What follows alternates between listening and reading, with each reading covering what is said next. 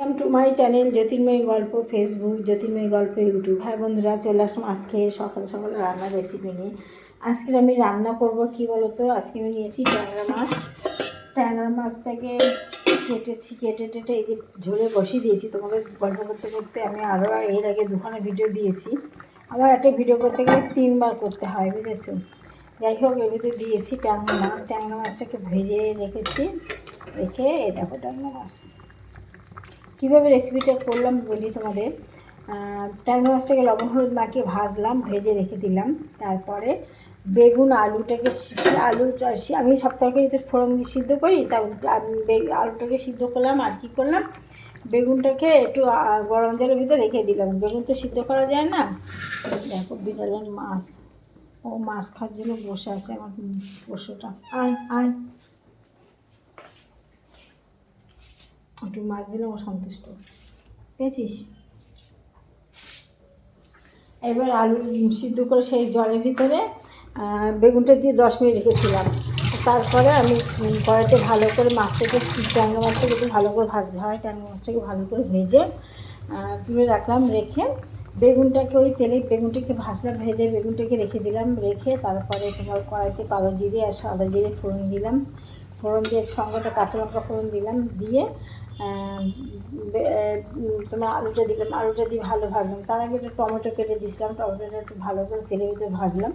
Tomato paste করে দিয়ে দিল। ওর আর কে পেস্ট করে বলো, বাড়ির রান্না কে আর অত করে। তারপরে টমেটোটা এই দেখো টমেটো খোসা দিয়ে একটু কষিয়ে নিয়ে তারপরে তোমার কী করলাম, ওই যে হলুদের গুঁড়ো আর জিরের গুঁড়ো একটা বাটিতে জলে গুললাম। জলে গুলে পেস্ট করে দিলাম। এর ভিতরে কাশ্মীরি লঙ্কা দিলে ভালো স্ট্রং হয়, কিন্তু আমি সব খাই না, কোনো শুকনো লঙ্কা কাশ্মীরি লঙ্কা কিচ্ছু খাই না, যার জন্য ওগুলো দিইনি। দিয়ে তারপরে তোমার আলুটাকে দিলাম, দিয়ে ভালো করে কষালাম। কষিয়ে তারপরে বেগুনটা দিলাম। বেগুনটা কষিয়ে দুটো কাঁচা লঙ্কা দিলাম, একটা চিড়ে একটা আস্ত, যেহেতু আমার হাজব্যান্ড লঙ্কা খেতে চায় না। তারপর তোমার গরম জল দিলে ভালো হয়, কিন্তু বন্ধুরা কে করে বলো, গরম জল দিইনি, আমি ঠান্ডা জল দিয়ে ঢেলে দিলাম। একটু লবণ দিয়ে দিলাম।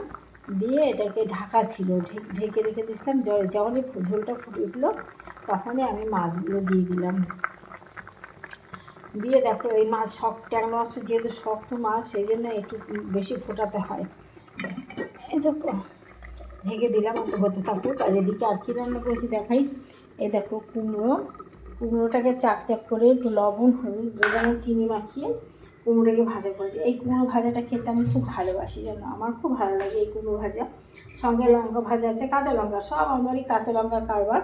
কাঁচা লঙ্কা ভাজা আছে, কাঁচা লঙ্কা ভাজা দিয়ে ভাত, আর হচ্ছে ট্যাংরা মাছের আলু দিয়ে ঝোল। আর আজকে তরকারি করে নিই বেশি। তরকারি করলে কী বলো তো, খাওয়ার লোক হয় না, সব নষ্ট হয়। আমাদের এই প্রত্যেকেরই আমার বলতে গেলে তরকারি নষ্ট হয়। আর আমার বাইরে লালু ভুলু কালু সব আছে, তাদের জন্য আমার স্পেশাল ভাত থাকে। আমার মাঝে মাঝে মনে হয় কি জানো, রেশনের চালগুলো দিয়ে তাদের ভাত রান্না করে দিই, কিন্তু সময় কোথায়, কে করবে। যদি আমার করার লোক থাকতো তাহলে তাদের জন্য আমি ভাত আলাদা রান্না করতাম। ঠিক আছে বন্ধুরা, আজকে ব্লগটা এখানে শেষ করলাম। তোমরা পাশে থেকে একটা লাইক কমেন্ট করো, আর কিছু চাই না। আজকে মতো টাটা, সবাই ভালো থেকো আর আমার পাশে।